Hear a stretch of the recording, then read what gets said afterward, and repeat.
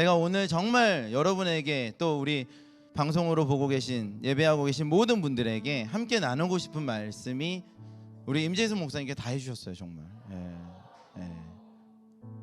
없어요. 진짜 들어가셔도 돼요. 감사합니다. 언제 들어가시나 계속 생각하고 있었는데 우리 한번 말씀 같이 볼까요? 말씀 요나서 1장 8절 9절 말씀입니다. 한번 큰 목소리로 한번 읽어보겠습니다. 시작.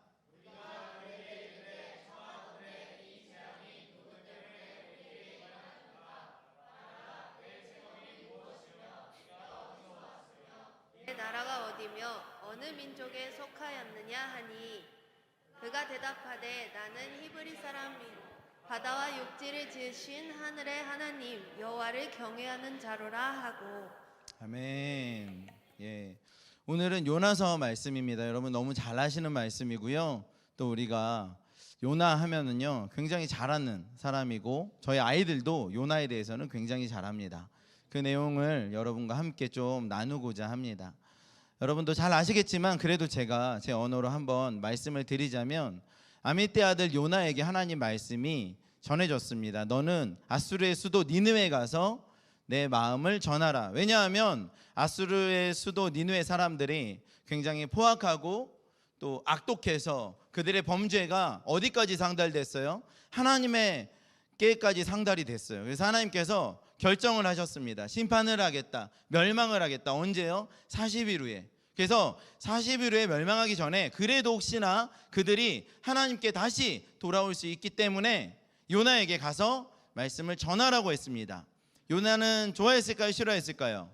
싫어했어요. 전하기가 싫었습니다. 역사적으로나 그 나라별로 민족적인 관계들 안에서 요나는 가기가 싫었어요. 그러니까 어떻게 합니까? 하나님께서 계속 부담을 주실 것 같으니까 안 되겠다, 어디로 가야겠다 해서 다시스라는, 니느웨는 동쪽, 그 다시스는 서쪽 끝에죠. 그러니까 거길로 가겠다라고 결정을 하고 바닷가에 가는데 아니나 다를까 때마침 다시스로 가는 배가 왔어요. 그 배를 타고 이제 가기 시작했습니다. 얼마나 하나님께 부담이 있었으면 아예 하나님께서도 이 배를 돌리기 어려울 정도로 망망대해에 나가면요, 그렇잖아요 여러분. 망망대해에 갔는데 어떻게 돌리겠어? 그런 마음으로 배를 타고 이제 하나님의 명령을 어기고 다시스로 가는 겁니다. 그런데 그 물리적으로는 분리가 됐고 거기에 격리가 됐지만 심적으로는 하나님께서 또 부담을 주시는 거죠. 또 부담을. 그래서 안 되겠다. 어떻게 합니까? 어떻게 하면 심적인 부담까지도 사라질 수 있을까요? 잠을 자는 거죠 여러분. 잠을 자면 거기에 대해서 우리가 자유할 수 있잖아요. 그래서 배 밑창에 아무도 모르는데 거기 들어가서 잠을 청하기 시작했어요. 우리 하나님께서 이에 대해서 포기할 수 있는 분이 아니잖아요. 하나님께서 하나님께 너무 쉽죠. 그냥 바다에 풍랑과 바람을 보내서 배를 깨지게 하고 위협을 주고, 그러니까 밖에 난리가 났습니다. 아수라장이 됐죠. 사람들이 배 위에서 그 망망대해에서 바람 불고 파도 치니까 얼마나 무섭겠어요. 그 사람들이 자기가 믿는, 자기가 섬기는 신들에게 기도를 하고 예배를 하고 간구를 하고 울고 불고, 거기다 물리적으로 이 배를 살리겠다고 무거운 짐들을 다 버리고 어떻게 하는지 정전긍정한 사람들이 난리가 났는데 여기 보니까 한 사람 자고 있는 거예요. 누구야? 여기 보니까 요나네. 여보시오, 뭐 하시오? 일어나시오. 지금 난리가 났어. 그러니까 왜 그러시오?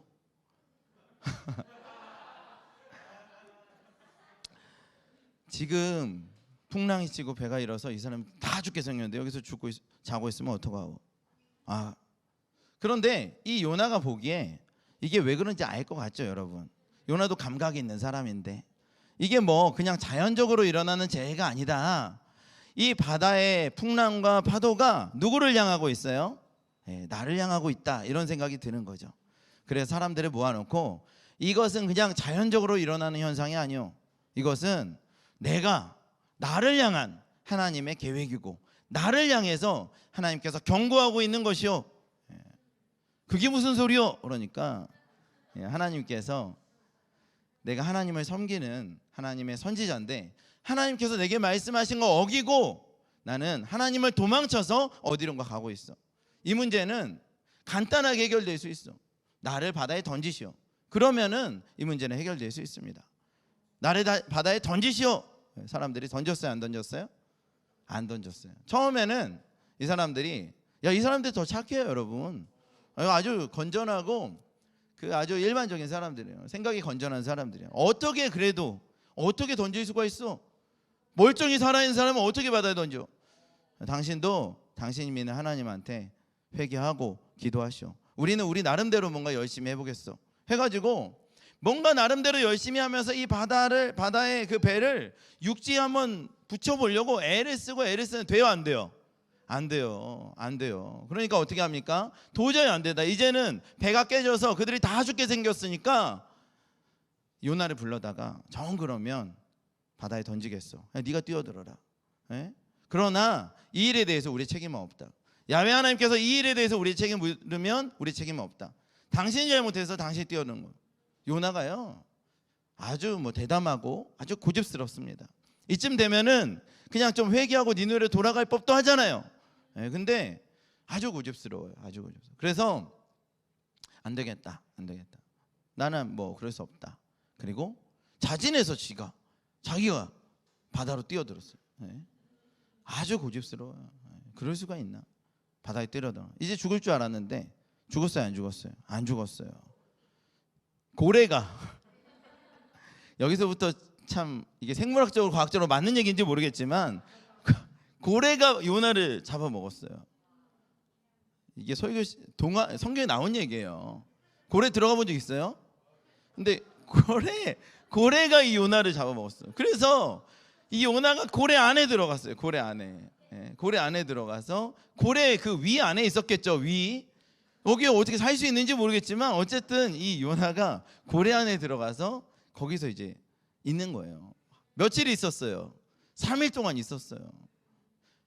그 정도면은 3일 동안 왜 3일이나 있었을까? 물론 여러 가지 예수님의 어떤 십자가 이런 여러 가지 상징적인 얘기도 있지만 제가 보기에는 그 요나가 굉장히 고집스럽게 기도하지 않았던 것 같아요. 그 안에서까지도 성경을 보면은 나중에 기도하는데 이제 가관입니다. 해초가 가득하며 물이 가득하며 해초가 내 목을 묶으려고 하는 것 같고 감고 숨을 못 쉬겠고 이런 내용들이 있어요. 실제적인 거죠. 고래 뱃속에 해초가 있는 거예요. 그러니까 그러면서 이제 드디어 도저히 안 되니까 회개를 하는 거죠.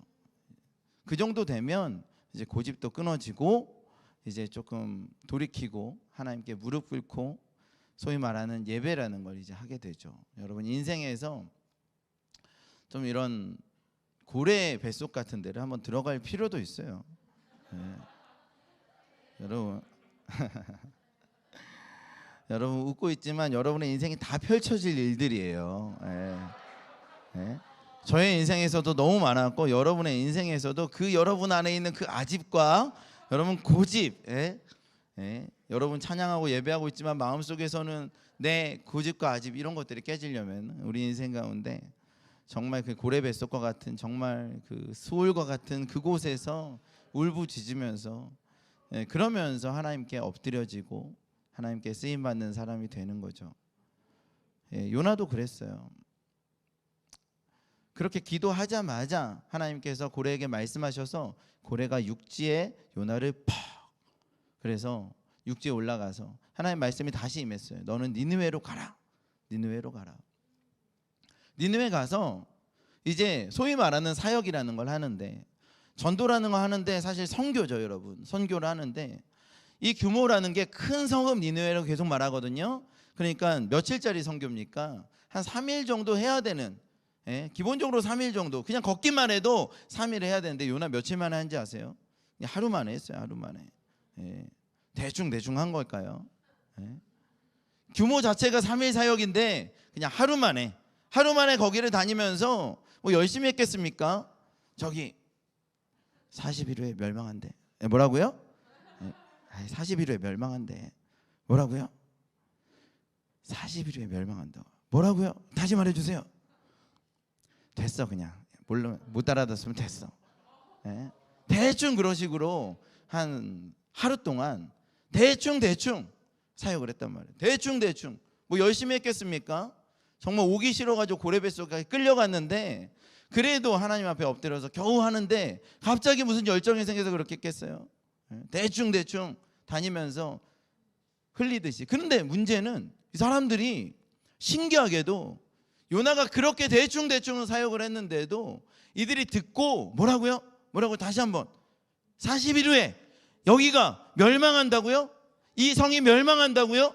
이러면서 전 도시 전체가 변화되는 사건이 있었어요. 어린아이부터 어른까지, 여러분 아주 낮은 신분부터 왕까지 모두가 다 그렇게 하나님께 돌아오는 사건. 혹시나 우리가 폭력과 우리의 모든 죄악을 멈추고 하나님께 돌아가면 혹시나 하나님께서 우리를 기쁘게 받으셔서 우리를 용서해 주지 않을까 혹시나 하는 마음으로라도 우리가 베옷을 갈아입고 죄를 뒤집어 쓰고 하나님께 예배하자. 도시 전체가 돌아온 거 아닙니까? 여러분 이만한 능력의 종이 있어요? 성경 전체에서 이만한 능력의 종이 있습니까? 도시 전체가 돌아온 종이 있어요? 베드로와 바울 사도가 그렇게 됐나요? 초대교회 역사에서도 수만 명이 운집했는데 거기서 복음 전하니까 3,000명, 5,000명이 돌아왔지만 그 당시에 거기 있는 사람들이 얼마나 많은지 몰라요. 도시 전체가 돌아온 적이 있어요, 여러분. 구약시대에 수많은 선지자들이 유다와 예루살렘과 이스라엘에서 하나님의 마음을 전했지만 그들이 돌아왔습니까? 돌아오지 않았죠, 여러분. 근데 요나는 아수르라는 아주 폭력적이고 야만적인 그 당시에 강대국 중에 강대국이죠. 여러분 어린아이들도 아시리아 군대가 온대 하면요 울음을 뚝 그칠 정도로 아수르는 대제국이었습니다. 그런데 그 아수르의 수도 니느웨가 그냥 요나가 와서 간단하게 설교를 했는데 도시 전체가 돌아오는데 모든 계급이 돌아오는, 왕까지 돌아와서 엎드려서 회개하고 눈물을 흘리며 하나님께 돌아오는 사건. 능력의 종, 여러분. 능력의 종이에요. 능력의 종. 태도만 조금 다르게 했으면, 조금 액션만 취했으면 사람들이 바울이라고도 이름 짓고 데이빗이라고 이름 짓고, 여러분 피터라고도 이름 짓고. 근데 요나라는 이름 없잖아요. 요나 형님께서 조금만 액션을 취했으면 다 요나라고 이름 지었을 거예요 아마. 능력의 종. 이만한 능력의 종이 어디 있어요? 열매라고 한다면요 어마어마한 열매를 거둔 거라. 어마어마한 열매 아닙니까? 제가 보기에는 신구약 다 합쳐서 이 정도 열매 있는 사람이 어디 있어요? 그거 대충 했는데. 놀라운 일이죠. 근데 요나는 이것을 좋아했을까 안 좋아했을까요? 안 좋아했어요. 야, 이게 진짜 아이러니한 겁니다, 여러분. 좋아하지 않았어요. 그러고 나서 이 일에 대해서 하나님께 투정하고 하나님 원망하고 화를 내고 싫어하고 막 그랬단 말이에요. 그래도 뭐 이렇게 좀 돌아왔지만 그들이 얼마나 가겠어 하고 그래도 하나님께서 이들의 범죄함 때문에 멸망시키겠지 하고 초막을 짓고 언덕 위에다가 보는 거예요. 이제 40일에 멸망하나 안 하나. 근데 멸망했어요 안 했어요? 안 했어요. 그리고 하나님께서 그들을 용서해 주셨어요. 아끼셨단 말이에요. 여러분 잘 아시는 것처럼 요나가 하나님께 너무나 투정하고 원망하고 대들고 막 그랬습니다. 그랬어요. 굉장히 슬픈 선지자죠. 불쌍하고 비참한 선지자입니다. 나 왜 그랬을까? 참 불편한 마음이 있어요. 마지막에 요나서의 마지막은 그냥 하나님의 독백으로 끝납니다. 요나가 어떻게 변화됐다. 요나가 어떻게 뭐 그랬다. 뭐 이런 내용이 없어요. 그냥 하나님께서 좌우가 분별하지 못하는 12만 명의 사람들이 거기 있는데 너가 박농쿨을 아끼는 것처럼 나도 그들을 아낀다. 내가 그들을 사랑한다. 그리고 내 마음대로 할 수 있다. 그러면서 내용이 끝나죠. 요나가 어떻게 변화됐다는 내용은 없어요, 여러분. 이게 요나서의 내용이죠. 신기한 내용이에요, 사실은. 너무나 이상한 내용이에요. 능력의 종 요나. 그런데 그는 너무나 사역하기 싫었고 전혀 사랑하는 마음이 없었고 그럼에도 불구하고 도시 전체가 주님께 돌아오는 모든 계급이 주님께 돌아오는 역사가 있었던 내용. 그럼에도 불구하고 요나는 기뻐하지 않았고 싫어했고 화냈고 하나님과 옥신각신하면서 요나서가 끝나버려요. 너무나 이상한 내용인데 왜 그랬을까? 요나는 민족주의자였어요. 민족주의자. 요나가 이제 풍랑에 치는 배 위에서 자기를 빠뜨리라고 하는 그 찰나에 사람들이 물어봅니다. 네 가지를 질문해요. 당신은 직업이 뭡니까? 라고 그래요. 당신은 생업이 무엇입니까? 또 하나는 당신은 어디서 왔습니까? 라고 물어요. 이 얘기는 당신이 어떤 목적을 가지고 지금 가고 있습니까? 당신은 어떤 생각으로, 어떤 계획으로 어딘가로 가고 있습니까? 또 하나는 이제 당신은 어느 민족입니까? 또 당신은 어느 나라 사람입니까? 그러니까 사람들이 기본적으로 중요하게 생각하는 네 가지예요. 직업이 뭔가, 뭘 위해서 살고 있는가, 민족이 어딘가, 나라가 어딘가. 그러니까 우리도 그런 질문 받을 수 있죠, 그죠? 여러 네 가지 질문을 받았는데 요나는 그 두 가지 대답을 해요. 첫 번째 뭐냐면 히브리 민족입니다. 두 번째는 하늘과 땅을 지으신 야훼를 경외하는 사람입니다. 히브리 민족이다. 그리고 하나님을 경외하는 사람이다. 네 가지 질문 중에 두 가지 대답을 했는데 요나는 그 두 가지 대답으로 충분하다고 생각한 거죠. 나는 히브리 사람이다. 그리고 나의 정체성은 하나님을 경외하는 사람이다. 제가 보기에는 하나님을 경외하는 사람에게 좀 빨리 나왔으면 좋았을 것 같아요. 그런데 히브리 민족이 히브리 사람이다. 이게 더 중요한, 먼저 나왔어요. 그만큼 이 사람이 민족주의자, 히브리 사람을 사랑하는 사람, 그리고 히브리인이라는 그 자부심이 있었던 사람. 어느 민족이냐, 이게 굉장히 중요한 문제였던 것 같아요. 그래서 그는 이 요나서에서 슬픈 선지자로 또는 비참한 선지자로 또 안타까운 모습으로 남아있는 게 아닐까. 다른 이유, 다른 게 없이 그가 히브리인이다, 이거에 대한 확신, 이거에 대한 자부심, 이거에 대한 신념, 이런 것들이 그의 인생을, 그의 사역 인생을 그렇게 만든 게 아닌가라는 생각이 듭니다. 그가 먼저 난 하나님을 경외하는 사람이다 라고 했으면 어땠을까? 그 마음 안에 그것이 있었으면 어땠을까? 라는 생각이 드는데 그 마음 안에 그런 것이 없었어요. 그 마음 안에는 나는 히브리인이다, 히브리인이다, 그런 마음이 있었던 거죠. 민족 개념이 되게 중요해요. 사실 여러분, 민족 개념이 지금도 작동하고 있어요. 민족 개념이 그 당시나 지금이나 민족이라는 개념 때문에 전 세계가 몸살을 앓아요. 전 세계 역사 안에서 전쟁이 일어난 모든 것들의 거의 90% 이상이 민족 때문에 그러는 걸걸요. 민족, 여러분 어느 족속이냐, 이게 되게 중요한 문제입니다. 하나님을 경외하고 하나님을 사랑하고 하나님의 자녀이다 보다 더 중요한 게 민족 개념이에요. 민족. 2009년에 제가 중국에 살고 있었어요. 2009년에 중국 살 때 그때 이제 국제단체에서 일을 했어요. 나름 거기는 미국 사람도 있었고 한국 사람도 있었고 중국 사람도 있었고 캐나다 사람도 있었고 거기에는 이제 중국 안에는 여러 가지 종족들이 있었어요. 그리고 거기에는 조선족도 있었고 한족도 있었고. 거기서 제가 이 요나서 설교를 한 적이 있어요. 그때 보니까 이 내용과 비슷하더라고. 사실 다른 나라 사람들, 다른 민족 사람들 같이 사역하면서 약간의 문화적 차이나 갈등이나 언어적 차이, 그런 것들이 있었어요. 그런데 그런 것들이 다 해소될 수 있었어요. 왜냐하면 우리가 어느 나라 사람이요? 하나님 나라 사람이에요. 하나님께 속해 있다, 우리는 예수님께 속해 있다, 이걸로 충분히 해소가 되더라고요. 그래서 뭐 갈등이 있고 어려움이 있지만 그런 것들을 쉽게 극복할 수 있었던 것 같아요. 우리가 민족적인 어떤 것보다 더 중요한 건 우리가 하나님 나라 사람이다, 그리고 우리가 하나님을 경외하는 사람이다, 이게 되게 중요했던 문제죠. 다행히 하나님 나라의 사람으로 그것이 해소될 수 있는데 만약 그게 안 됐더라면 굉장히 어려움을 겪었을 거예요. 그만큼 민족적인 문제는 큰 문제가 됩니다, 여러분. 지금도 민족과 민족이 충돌을 하고 있는 거예요. 겉으로 보기에는 나라와 나라가 충돌하는 것 같지만 사실은 그 안에 민족과 민족이 충돌하고 있는 거예요. 여러분, 터키 동부에 있는, 그리고 시리아 쪽에 있는 쿠르드 민족이라고 있어요. 3,000년 동안 자기 땅이 없어요. 근데 그 쿠르드 민족 때문에 세계적인 분쟁이 언제든지 일어날 수 있는 그 화약고 같은 곳이 그 지역입니다. 그 누구 때문에 그래요? 쿠르드 민족 때문은 아닌데 그 쿠르드 민족을 중심으로 해서 많은 어려움들이 있는 거죠, 여러분. 중국에는 위구르족이 있고 티베트 쪽이 있고 그리고 많은 소수민족이 있어요. 중국 정부가 가장 두려워하는 게 뭐냐면 그 소수민족을 어떻게 다룰 것인가.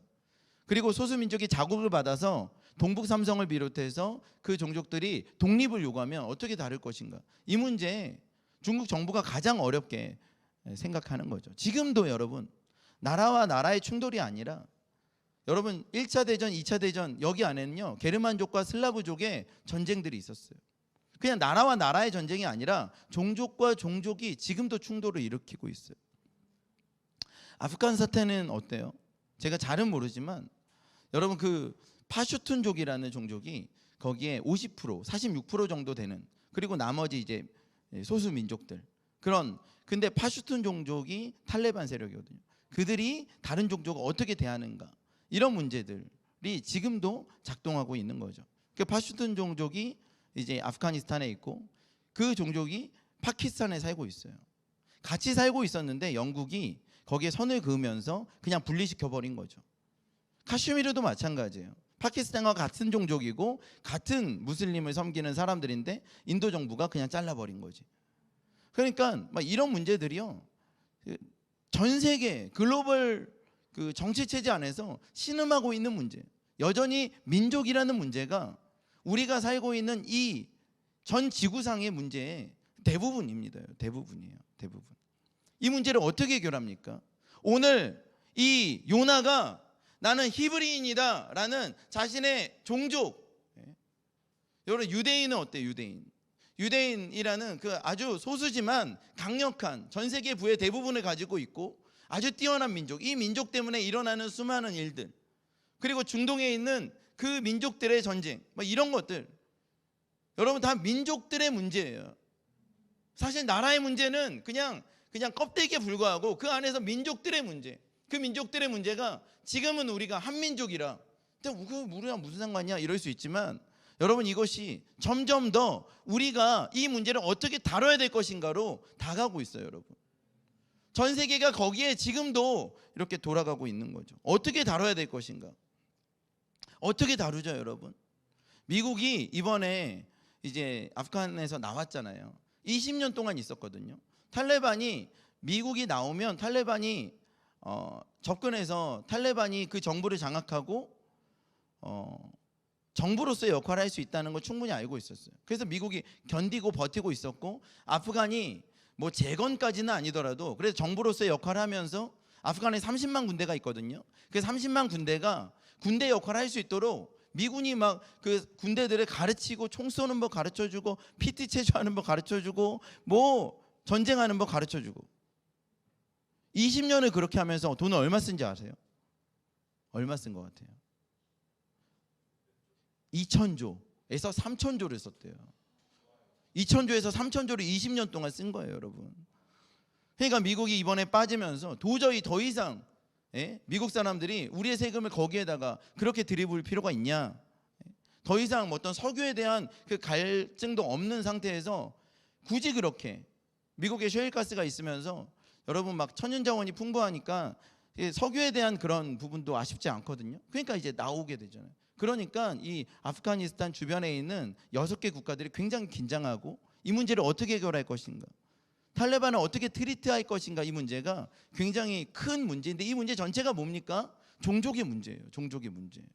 근데 이 종족의 문제가 전 지구적인 문제로 지금 확대되고 있고, 그 문제뿐만 아니라 여러 곳에서 종족의 문제가 일어나고 있는데, 세계 최강 국가라는 미국이 투입돼서 2,000조, 3,000조를 투입해도 경제 권력으로 해결이 안 되고, 정치 권력으로 해결 안 되고, NGO로도 해결이 안 되고, 전 세계가 함께 모여서 해결하려고 해결 안 되는 이 종족 문제 어떻게 해결합니까?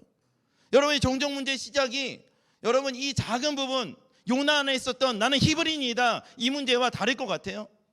여러분 이 종족 문제 어떻게 해결합니까? 여러분 요나에게 없었던 단 한 가지가 뭡니까? 나는 히브리인이다, 그 민족, 그리고 나는 하늘과 땅을 지으신 야훼를 섬기는 사람이라는 정체성 다 알고 있어요. 근데 요나가 뭐가 없어요? 뭐가 없어요? 요나에게 하나님의 마음이 없었어요.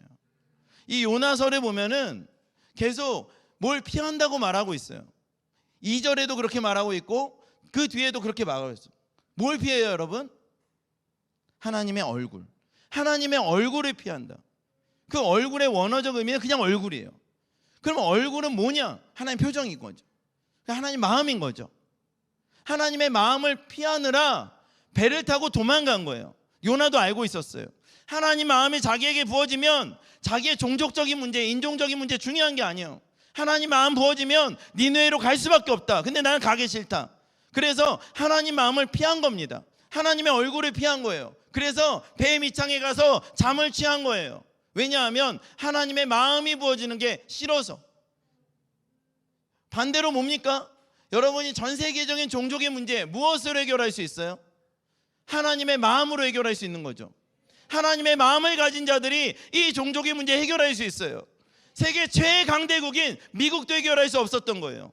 수천 조를 들이부어도 안 될 것 같으니까 빠진 겁니다. 돈으로도 해결할 수 없어요. 권력으로도 해결할 수 없어요. 전 세계 역사 안에서 계속 불거졌던 종족의 문제, 그리고 이것이 전쟁으로 비화되는 이 문제 어떻게 해결합니까? 지금도 우리 뉴스 안에서 누구도 트리트할 수 없어서 그냥 보고만 있어야 되는 이 악한 문제 어떻게 해결합니까? 여러분, 하나님의 마음밖에 해결할 수 없어요. 하나님의 마음이 부어지면 이 문제가 해결되는 겁니다. 우리 가운데 그 하나님의 마음이 부어지기를 위해서 축원합니다. 여러분, 우리는 한민족이기 때문에 그 문제가 없을 것 같죠. 같은 나라처럼 사는 민족들이 있습니다. 일본이 있어요. 이제는 70년이나 분단되어 있어서 북한이 있어요. 또 누가 있어요? 중국이 있습니다. 여러분, 중국과 일본과 북한은 우리의 역사 안에서 너무나 친밀한 사람들이에요. 그런데 여러분, 일본을 사랑하세요? 여러분, 중국을 사랑하십니까? 여러분, 북한을 위해서 여러분 희생할 마음이 있습니까? 같은 종족이거든요. 근데 우리는 그럴 마음이 없어요. 하나님께서 묶어주신 하나거든요. 그런데 그럴 마음이 없어요. 우리는 역사 안에서 또 우리 민족 안에서 문제들이 있어요. 그 문제 가지고 우리는 그들을 그렇게 할 수 없다는 거죠. 하나님의 마음이 부어지면 여러분, 이 동아시아가 회복되어야 되는 줄 믿습니다. 북한과 일본과 중국을 우리가 섬겨야 되는 줄 믿습니다. 여러분, 이 동아시아가 세계 선교를 완성할 줄 믿습니다. 여러분, 북한에 많은 사람들이 지금도 지하교회에 있죠. 그분들이 여러분 여전히 하나님과 관계하고 있는 사람들이 있을 거라고 믿습니다. 언젠가는 그 사람들이 여러분 하나님과의 관계 안에서 있었던 일들이 지금은 아무도 모르고 있지만 언젠가는 전 세계 가운데 그걸 나눠질 때 여러분 얼마나 많은 사람이 주님께 돌아오겠습니까? 하나님의 살아계심에 대해서 얼마나 많은 사람들이 예배하겠습니까? 여러분, 이 북한과 중국과 일본이 할 일들이 있습니다. 일본에 가보세요. 일본의 사역자들이 얼마나 신실한지 모릅니다. 굉장히 소수지만 일본인 목회자들이 얼마나 그 신실하게 하나님의 일하는지 몰라요. 중국을 가보세요. 지금도 중국 교회가 많이 부흥되고 있다는 소식을 듣습니다. 코로나 이전에 이미 이 중국 교회 핍박을 통해서 가정교회 체제로 다 전환되면서 코로나의 끄떡없이 오히려 더 부흥되고 있대요. 중국인 사역자들이 일어나고 있고 중국 교회가 준비되고 있어요.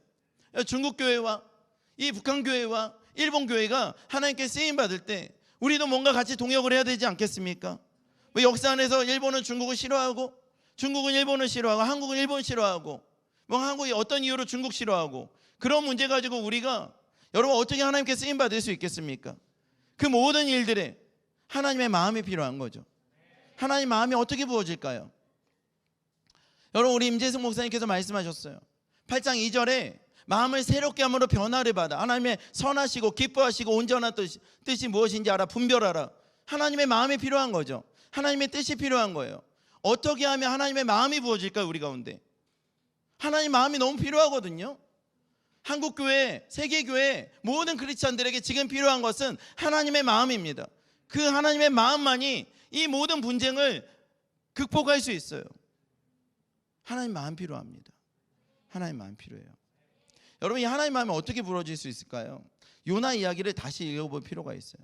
요나는요 BC 760년경에 사역했던 선지자입니다. BC 760년경은요 북이스라엘의 최대 전성기였어요. 최대 전성기. 그 북이스라엘의 최대 전성기라 하면 어느 정도 전성기인지 아세요? 한번 지도를 볼까요? 나와요? 북이스라엘의 그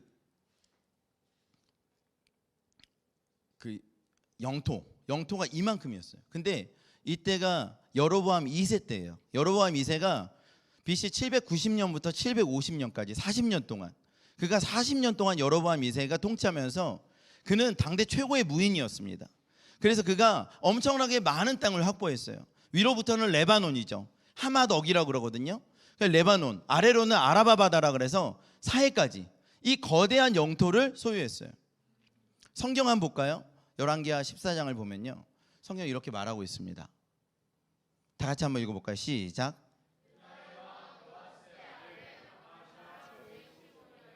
이스라엘의 왕 요아스의 아들 여로보암이 사마리아에서 왕이 되어 41년간 여호와 보시기에 악을 행하여 이스라엘에게 범죄하게 한 느밧의 아들 여로보암의 모든 죄에서 떠나지 아니하였더라. 이스라엘의 하나님 여호와께서 그의 종 가드헤벨 아미떼의 아들 선지자 요나를 통하여 하신 말씀과 같이 여로보암이 이스라엘 영토를 회복하되 하맛 어기에서부터 아라바 바다까지 하였으니 고난이 취하여 매인자도 없고 노인자도 없고 이스라엘을 도울 자도 없음을 보셨고. 여러분 여기까지만 하겠습니다. 그러니까 하맛 어기서부터 아라바 바다까지 여로보암 2세 때 거대한 영토를 가졌어요. 솔로몬 시대 이후에 북이스라엘의 최대 전성기입니다. 솔로몬 시대에는 금빛 시대라 그러면 이 여로보암 2세 때는 은빛 시대예요. 750년부터 790년까지 BC 그 시기에 40년 동안은 여로보암 2세가 통치했습니다. 어마어마하게 전성기였어요. 여러분 솔로몬 때는요 기득권들만 잘 살았어요. 여로보암 2세 때는 모든 사람이 잘 살았어요. 모든 백성이 부유했어요. 그러나 그들이 너무나 영적으로 타락했습니다. 그때만큼 영적으로 타락한 때가 없었어요. 그때 하나님께서 선지자들을 보내셨어요. 북이스라엘의 선지자 몇 명 없어요. 엘리야, 엘리사 걸출하죠. 그리고 누구예요? 아모스, 호세야, 요나 3명이에요. 근데 이 3명이 다 이때 활동했어요. 왜 그랬을까요? 너무 타락해서 하나님께서 아모스 보내시고 호세야 보내시고 요나 보내셔서 북이스라엘 사람들에게 그 하나님의 마음을 전했어요. 돌아왔어요? 안 돌아왔어요? 안 돌아왔어요. 근데 여전히 영적으로 타락했어요. 아모스서를 읽어보세요. 그들이 여름 별장, 겨울 별장을 지었는데 상하로 지었대요. 그만큼 부유했습니다. 부유한 사람들, 기득권층에 대해서 아모스가 호소하는 내용, 하나님 마음을 전하는 내용이 거기 있어요. 호세아 어때요? 여러분 말할 수 없을 만큼 호세아 고통당하며 고난당하며 그 여인과 결혼하고 모든 걸 다 했어요. 하나님 마음을 전할 수 있는 모든 것을 자신의 삶에 녹여냈어요. 그러고 나서 북이스라엘에게 그렇게 호소했지만 그들 돌아왔어요? 안 돌아왔어요? 여러분 그렇게 타락하던 시대가 여로보암 2세 때입니다. 근데 그때도 요나가 활동했어요. 요나는 신실한 선지자였습니다. 그의 아버지는 아미떼라는 사람인데 이 아미떼라는 사람은 정직하다, 신실하다라는 뜻이에요. 아버지 정직하시고 요나도 아주 신실한 사람이었어요. 그러나 그가 한 가지 단점이 있다면 히브리 너무 사랑한다는 거죠. 북이스라엘 너무 사랑한다는 거예요. 그래서 나가서 언제나 북이스라엘에게 하나님의 마음을 전했어요. 돌아와야 한다. 안 돌아와요. 돌아와요? 안 돌아와요? 안 돌아와요. 그는 눈물을 흘리며 북이스라엘에게 복음을 전했을 것이고 눈물을 흘리며 하나님의 마음을 전했을 것이에요. 그런데 안 돌아와. 그는 절망 가운데 있었는데 어느 날 하나님께서 말씀하시는 거죠. 니느웨로 가라. 여러분 어떤 기분이겠어요? 북이스라엘 위해서 헌신했는데 그들은 돌아오지 않아서 그는 눈물을 흘리며 눈물의 선지자로 헌신했는데 너무나 부유하고 강대한 이 나라 나는 그거 중요하지 않아. 그들에게 야훼 신앙이 회복되었으면 좋겠어. 그런데 안 돼. 그런데 어느 날 하나님께서 니느웨로 가라. 어떤 마음일까요? 북이스라엘 변했구나. 우리 민족 끝났구나. 그런 생각 들지 않았겠어요? 그래서 니느웨 안 가면 안 됩니까? 다시 한번 우리 가운데 기회를 주세요. 아니 니느웨 가. 아수르로 가. 거기서 복음을 전해. 거기서 야훼를 전해. 그냥 단순하게 그냥 한국 사람 일본 사람 싫어하는 것처럼 그냥 요나가 그냥 니느웨 싫어서 그러기에는요 북이스라엘 너무 강대국이에요. 그 당시에 아수르는 쇠퇴하고 있었어요. 그리고 북이스라엘은 강대국의 반열에 올라갔어요. 여러분 예전에나 한국 사람 일본 사람 싫어했지만 지금은 한국 사람 일본 사람 그렇게 막 그러지 않잖아요. 왜냐하면 우리도 굉장히 잘 살고 많은 부분에서 일본을 넘어섰거든요. 여러분 그러다 보니까 그냥 나라지. 그거 비슷했어요.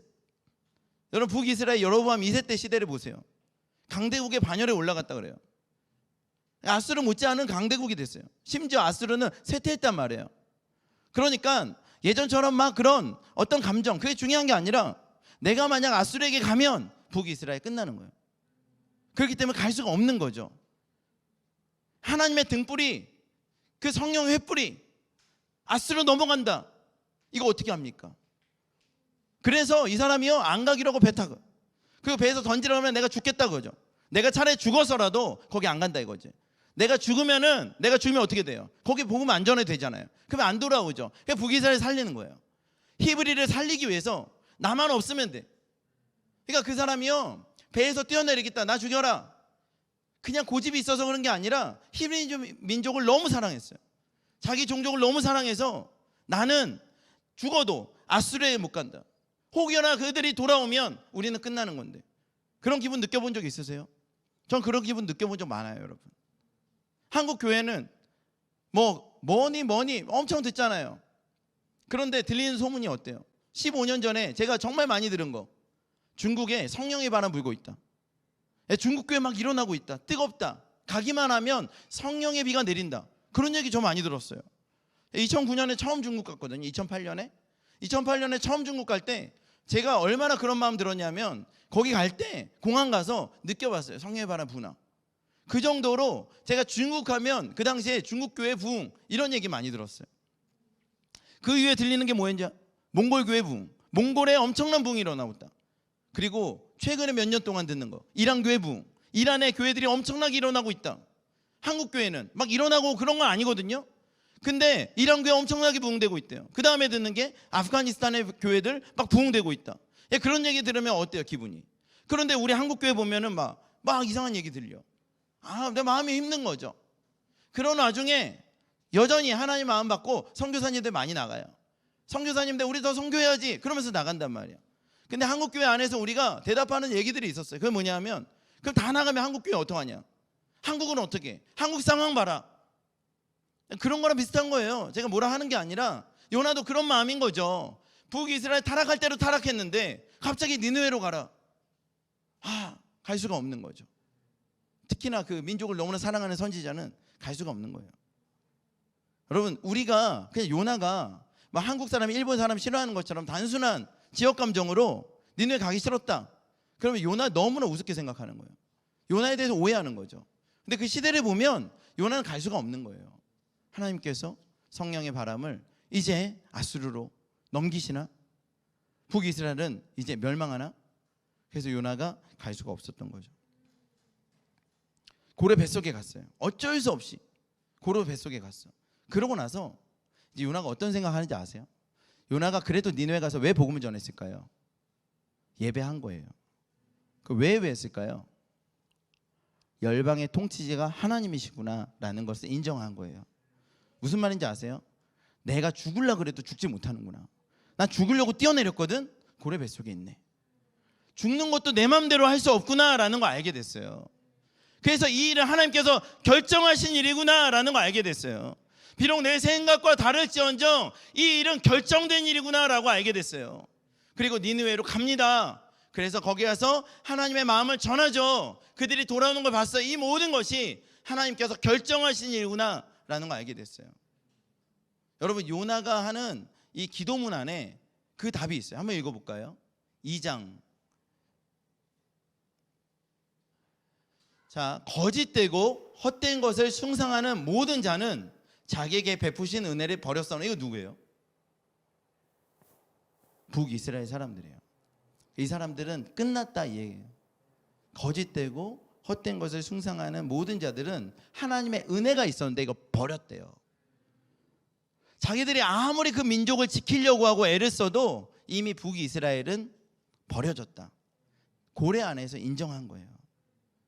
나는 뭘 해야 되는가? 내 사명은 무엇인가? 그 다음에 나옵니다. 여러분 크게 한번 읽어주시겠어요? 안 나오나요? 시작. 나는 감사하는 목소리로 주께 제사를 드리며 나의 서원을 주께 갚겠나이다. 구원은 여호와께 속하였나이다 하니라. 나는 내 할 일 하겠다는 거예요. 북이스라엘은 그렇게 끝났고 내 사명은 무엇이냐? 그 일 하겠다는 겁니다. 그 일 하겠다 그러고 내 서원을 갚겠다. 구원은 야훼에게 있다. 내가 이 민족을 지켜낼 수 없다. 그래서 나는 니느웨 가서 거기서 하나님 일을 하겠다.